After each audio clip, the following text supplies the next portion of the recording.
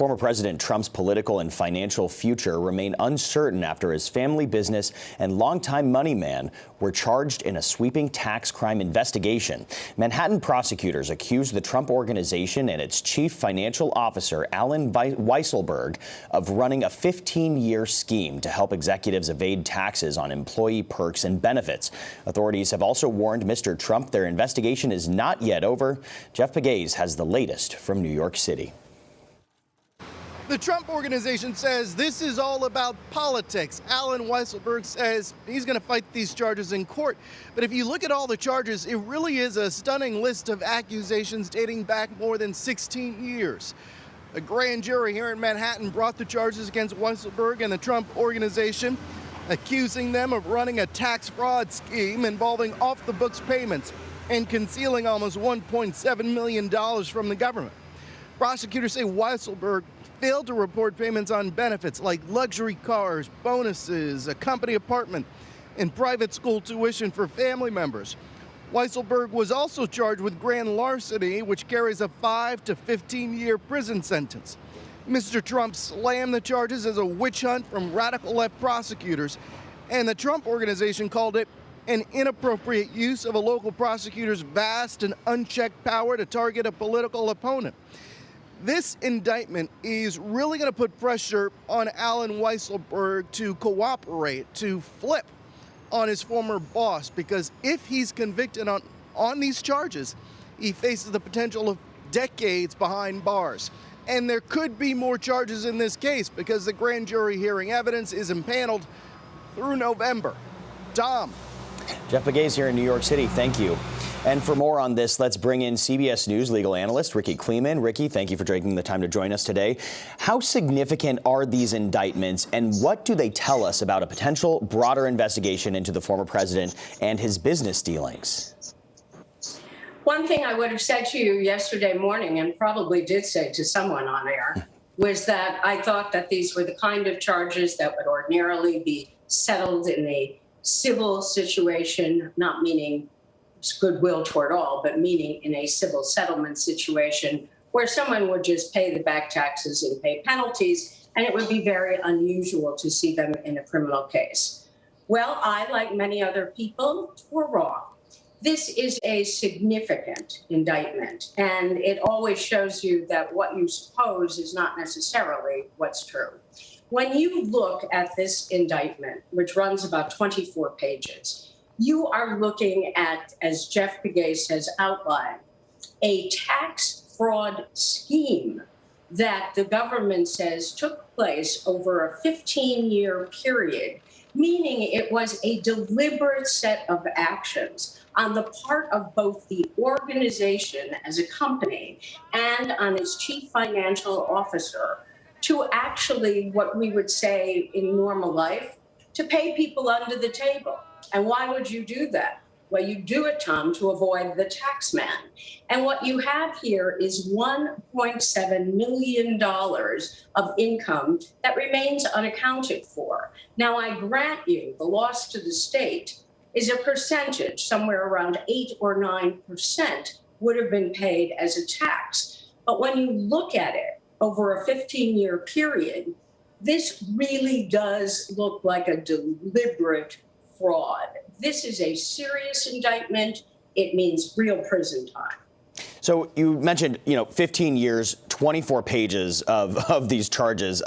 What exactly do we know about the specific charges against Weisselberg and the Trump Organization? And then what are the broader implications here when it comes to the Trump Organization and its business dealings moving forward? When we look at the specific charges, we look at what are called tax fraud, conspiracy to commit tax fraud, grand larceny, falsifying business records. So you have multiple felonies that are alleged, and very important, Tom, they're alleged against Alan Weisselberg. Some are alleged against the Trump Organization.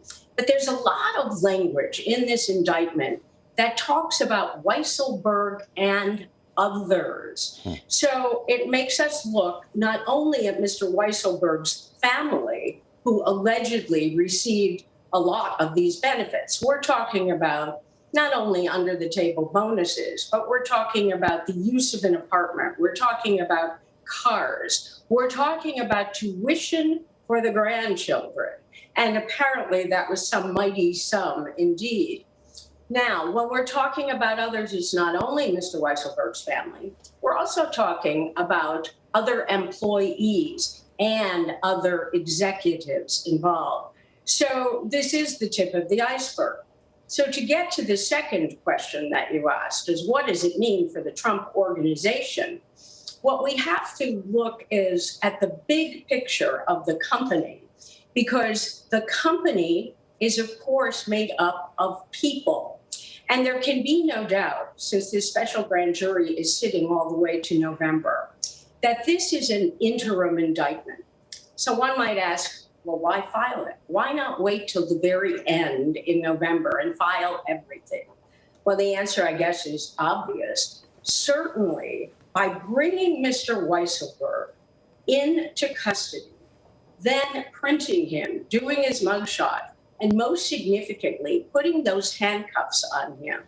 What the prosecution wanted was for Alan Weisselberg to feel the mighty weight of the government so that he could not simply just cast this aside as if it is nothing. The way his lawyers have said it's a politically motivated case, it would have been settled civilly, it's unprecedented, that's their language. But what you have here is there's something about those cuffs that once they get on your wrist, when you have to face reality, Mr. Weisselberg is in his 70s. This is not a pretty prospect. There can be no doubt that the government would like him to cooperate against other employees, other executives, and obviously against Donald Trump. One of the things we can't forget is that not only is Mr. Weisselberg presumed innocent, as any citizen would be, but so is Donald Trump presumed innocent. And I'll tell you what, Tom, Alan Weisselberg has been very steadfast that he is not cooperating against Mr. Trump. And it would really take a lot to make him do that. But what if he never got a directive in plain English that told him to do something illegally? Then what is the use of his cooperation unless you can, as I would say, pin the tail on the donkey? You know, you have got to, in the end, be able to cooperate if you are going to cooperate and put the words coming from Donald Trump's mouth. And that may not exist. Donald Trump is said to be a very careful businessman. So, you know, that's a really interesting point. And you do mention the handcuffs, the optics here, the prospect of potential jail time. You know, why not go after former President Trump himself, though? You know, this has all been a pressure campaign for Mr. Weisselberg to flip, right, and start cooperating. Why not go after President Trump? You know, it's his organization. He's at the head of it, right? But you have to put the pen in his hand, or you got to put the computer in his hand. You have to have direct evidence of a directive from former President Trump to either Alan Weisselberg or other people. You can't simply say, well, he's the head of it, so therefore he's responsible. It's just not that simple. We often find that prosecutors' offices, I'm a former prosecutor before I was a defense lawyer, a lot of times all you can get is the corporation because you just can't, as I put it, put the pen in his hand. Donald Trump does not use email. Donald Trump does, however, we have learned, direct his assistant to do certain things. So there would be typewritten emails that say, Mr. Trump has asked me to ask you. Mr. Trump directed me to. Now, those emails, I would suppose, are not incriminating. But until they have real direct evidence of an instruction that is for illegal purposes, then Mr. Trump himself remains in the clear. What will ultimately happen remains to be seen. As I would say, it's a long way from July to November. Yeah, it's certainly a waiting game. And as you mentioned and so eloquently put, they're really aiming to put the tail on the donkey, right?